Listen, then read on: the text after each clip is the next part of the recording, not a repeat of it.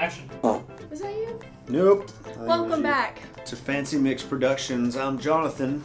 And I'm Peyton. You did that wrong. What? We do Fancy Mix I know. Productions afterwards. After what? Okay, let's redo it. Yeah. Welcome back. To Fancy Mix Productions. And you did it wrong again. Okay, go ahead. Welcome back. To Fancy Mix Productions. I'm Jonathan. So this week, we're going to be doing a few different things. Why don't you go ahead and tell them?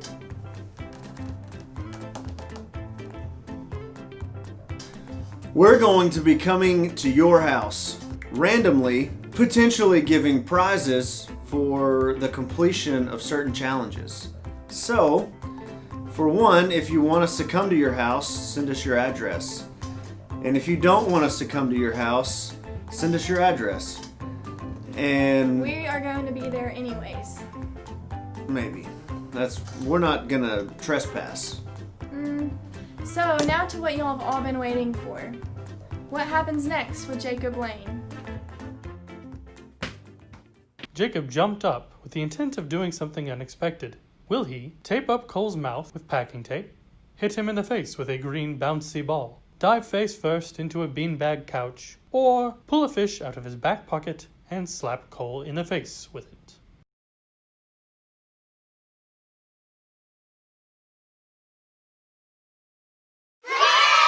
Oh my goodness. I knew that was gonna happen. And if you guessed it right, you've been entered to win a prize. And now, we're coming to your house. So get ready. Dang it. Wait. I can't. And we are here with Merrick Roark, one of our newest members, a 7th grader. And we're gonna ask him some pretty simple trivia questions to see if he can win one of these gift cards. There he is. Hey, Merrick. What's up, Merrick? What's up, Merrick? How you doing? Good, how are you? We're gonna ask you a few questions to see if you can win some Sonic gift cards. Do you like Sonic? Yeah, So this one you might not know. How many books are in the Bible? 60? Close. 66? That's it. Wow, 66. All Wow. right. He's got to get 3 right. What city was Jesus born in? Bethlehem? All right, Bethlehem. In what language was most of the Old Testament written? Hebrew. All right, nice Yes. job, Hebrew. Woo. That's 3. All right. Good job, Yes. good job. And we'll give you 2 bonus questions. If you can answer these 2, you get another gift card. All right. How many days did it take God to create the world? 6. Oh, got it on the first try. No idea how he did. That's good. That's good. It did. He rested on the 7th. And then how many commandments did God give to Moses? 10. Yep, the 10 Commandments. Nice job. That was great. Good job, Merrick. Impressive. Today, we're moving to Luke chapter 18, skipping a few chapters ahead in this book.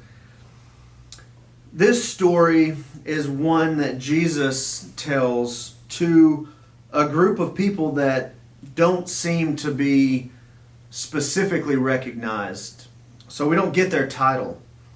It says in verse 9, he also told this parable to some who trusted in themselves that they were righteous. And so basically, he's telling this parable to a Pharisee or Pharisee-like individual or group of individuals they thought that they were good, that morally they had kept up everything that they were supposed to keep up to get to heaven, to get to God, to make things right with God, that they were, in essence, as close to perfect as you can get. He was talking to any of us that get to a place where we think that our works get us closer to God. And it's a dangerous place to be. It is a place that often religious people find themselves. It's a place I've found myself many times. And so he tells this parable. It's about 2 guys.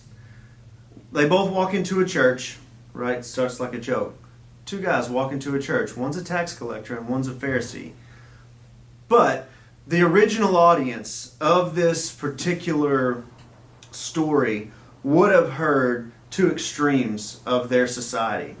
The Pharisee being the guy that really was supposedly closer to God than everyone else, righteous in every way, followed all the rules, and the Pharisee, even in his prayer, is like, God, thank you that I'm so good at following the rules, and so good at being religious, and so good at doing things the way they're supposed to be done. And then the tax collector is the guy that they would have understood is the worst part of society, the traitor of their society, because they had been conquered by the Roman Empire, and the tax collector was the guy who worked for the Romans in the Jewish society and took all of the money from his own people and gave it to the Romans, and even took extra for himself. And so he was the traitor. And so in this story, they're hearing two extremes of their society, people that they long to be like, and then people that they definitely don't want to be like, they don't want to be around, and they don't answer the door when he comes to their door. Those are the two guys that Jesus is talking about here. And he's like, one, he prays this prayer, the Pharisee, the guy everyone wants to be like, thank you for not making me like these other guys. And then even specifically, thank you for not making me like this tax collector. And then the tax collector has this humble approach. He doesn't walk to the front of the room, but he stands at the back, understanding that he doesn't have the right to approach God. That he hasn't done anything good in his life, and he has nothing to offer God. And he says, God, have mercy on me. And so he flips the script, and it's a shocking thing for them to hear this, that the sinner, the tax collector, the guy that's the traitor to the society, he's the one that God gives grace to. He's the one that walks away, he uses a big word, justified, right? Righteous. Everything was right with God. He's the one that walks away like that. And that ought to be convicting for some, and then it ought to break us and help us just to recognize that the worse, the furthest from God that you are, that just means that God is going to give you that much more grace when you come to the realization that you need Him. The cool thing is that when we have this recognition that we are accepted by God, there's this peace and joy that is overwhelming for me when I truly realized that, when I truly realized that. And I often have to realize it over and over again. So for you, often we try to read ourselves into this story. But let's look at and see at the character of God here. What do you think God's character is here?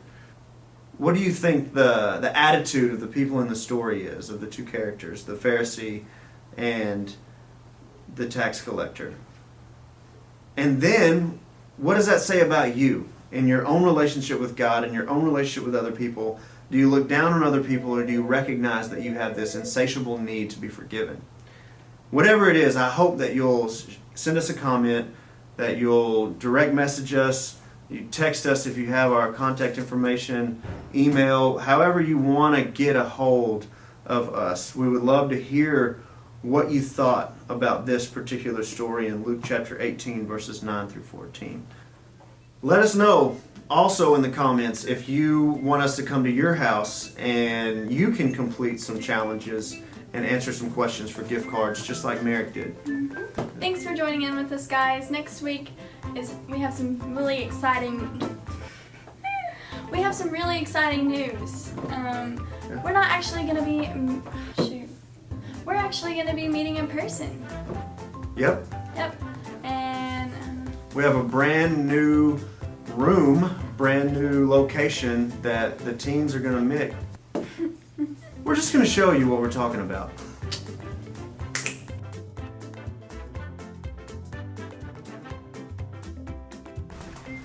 What's up, Mix? Welcome back. We're here in our new mix room. Next week we will be in here together. We obviously have a little bit of work to do, but invite somebody new. 6 o'clock, Wednesday, September the 9th.